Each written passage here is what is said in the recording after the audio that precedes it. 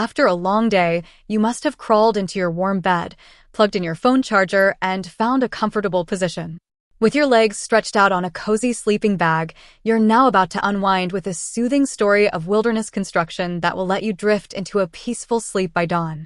This adventure takes us to a desolate wilderness in late autumn, where Defa, a nature lover, decided to build a small hut off the ground, far from the beaten path. The autumn landscape was empty and quiet, with the air damp and humidity high, making the ground unsuitable for building directly on it.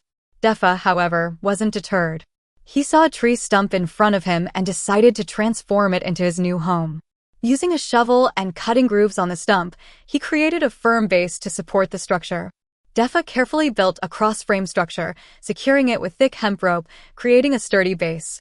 The sunlight at that moment was perfect, with fallen leaves fluttering like butterflies in the breeze. Defa found two slender branches in the distance and fixed them around the base, forming a circular bottom frame. The flexibility of the branches made his work easier, and the bottom frame was quickly completed.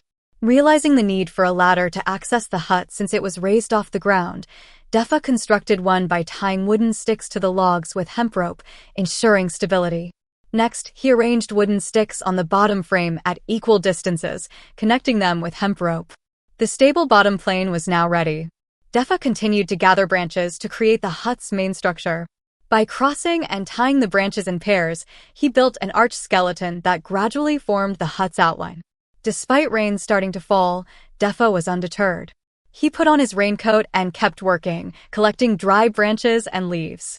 He tied them into bundles and inserted them into the hut's frame. The branches and leaves provided both shelter from the elements and insulation, forming the basic structure of the hut. As night approached, Defa crafted a simple candlestick and settled into his unfinished hut to sleep. The next day, he got to work improving the hut's insulation by making wild clay. After kneading dough and letting it ferment, he applied the clay to the branches and leaves to enhance airtightness. To protect the clay from rain, Defa scraped moss from stones and added it to the exterior. The hut was now well insulated, ensuring it would keep the cold out. With the sun shining and the breeze calm, Defa took a break, recovering his strength.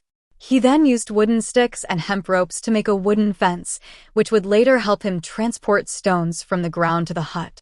These stones would be used to build a fireplace, which would provide warmth during the cold nights. Although the exterior may have seemed simple, the warmth and comfort inside the hut made it feel like a true home. After completing the hut, Defa crafted two windows that could be opened and closed, and finalized the entrance at the bottom. The hut was now complete. After a long day of work, Defa prepared a delicious meal by making pot stickers with the fermented dough and a variety of fillings. After a meal by the cozy fireplace, he hung a warm night light and went to sleep, feeling content and warm. The next day, as the forest became covered in golden leaves, Defa reluctantly left his creation behind, knowing he would return to work again. A week later, he came back to the site, only to find the forest blanketed in heavy snow. His heart was filled with warmth as he remembered the hut he had built off the ground, a place that always reminded him of the comfort and memories he had created in the wild.